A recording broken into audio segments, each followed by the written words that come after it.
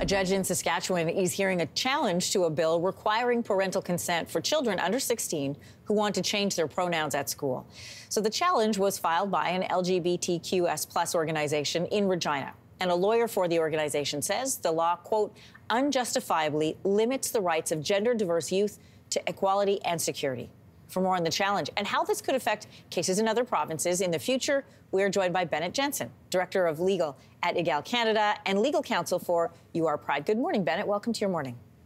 Good morning. Thanks so much for having me. When we first spoke with you, you said there was no evidence that this bill was a priority and that the lives of young people were being used for political purpose and they're being put at risk. What are you hoping to achieve with the challenge? Well, we're hoping to put an end to that. Every day that has passed since the policy was put into effect in the late summer, has meant that gender diverse young people in the province and increasingly across the country feel unsafe going to school, are increasingly bullied, are facing challenges at home that are unnecessary. What are some of the possible outcomes from these hearings?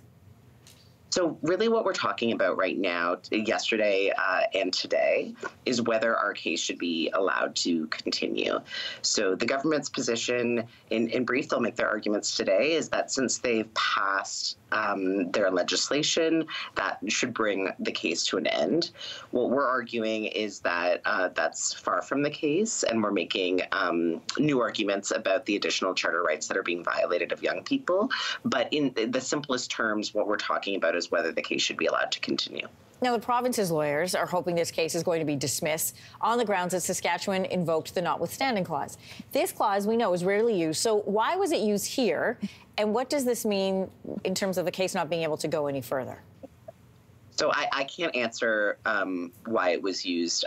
As I believe I said last time we spoke, I'm astounded, I'm horrified that it was used. This is the first time the notwithstanding clause has ever been used in our country's history to limit the rights of children. So it's really, really troubling.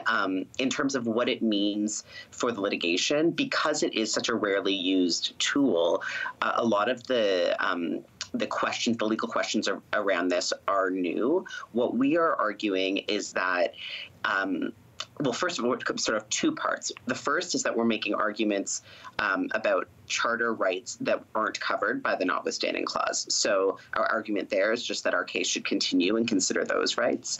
With respect to the rights that were limited by the Act, we're saying that the court should still make a ruling about whether or not those rights are violated by the legislation so that the Saskatchewan public has that information when it makes, for example, voting decisions.